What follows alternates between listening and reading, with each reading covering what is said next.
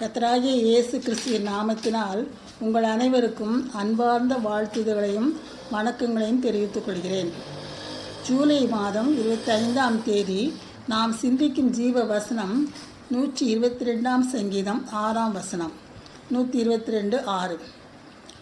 எருசலேமின் சமாதானத்துக்காக வேண்டிக் கொள்ளுங்கள், உன்னை நேசிக்கிறவர்கள் சுகித்திருப்பார்களாக. எருசலேம் என்றால் சமாதான நகரம் என்று பொருள். இங்கு தாவீது சமாதானத்திற்காக ஜெபிக்க எல்லோரையும் அழைக்கிறார்.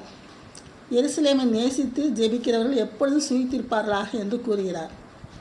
அதாவது நாம் எருசலேமுக்காக ஜெபிப்பது நம் ஒவ்வொருவரின் கடமையாகும். எருசலேமை நேசிக்கிறவர்கள் பலம் பெறுவார்கள் என்ற வாக்குறுதி ஜெபிக்கும்படி கொடுக்கப்பட்ட கட்டளையோடு இணைந்துள்ளது.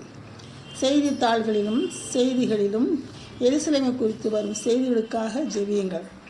அவ்வாறே உலகெங்கும் உள்ள கிறிஸ்துவின் சரீரமாகிய சபைக்காகவும் ஜெபிப்போமாக. எருசலேம் நகரம் சமாதானம் நகரம் என்று பொருளாக இருந்தாலும் அந்நகரம்தான் அதிகம் போர்களையும் முற்றுகைகளையும் சந்தித்துள்ளது. எருசலேமை போன்று இந்த அளவுக்கு பல போர்களை உலகில் வேறு எந்த நகரமும் சந்தித்ததில்லை.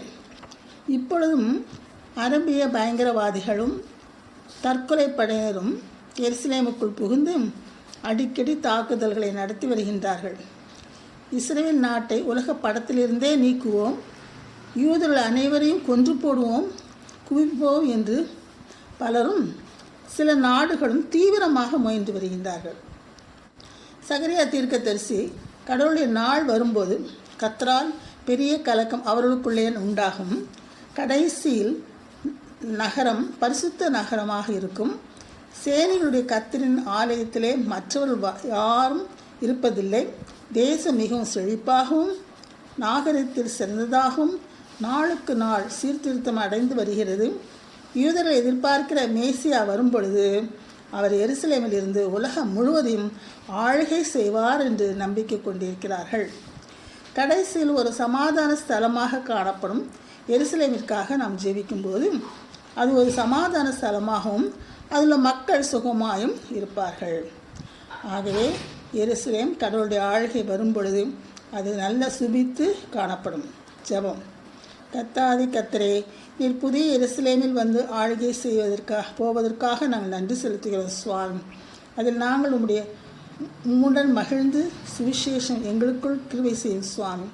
நாங்கள் கழிகூற எங்களுக்கு கிருபை செய்யும் சுவாமி. நாங்கள் யாவரும் உம்மிடத்தில் சுகித்திருக்கவும் ஒரு தொல்லைகள் இல்லாமல் பாதுகாப்பாக இருக்கும் அருள் புரிய வேண்டும் என்று வேண்டிக் கொள்கிறேன் சுவாமி. ஆமேன்.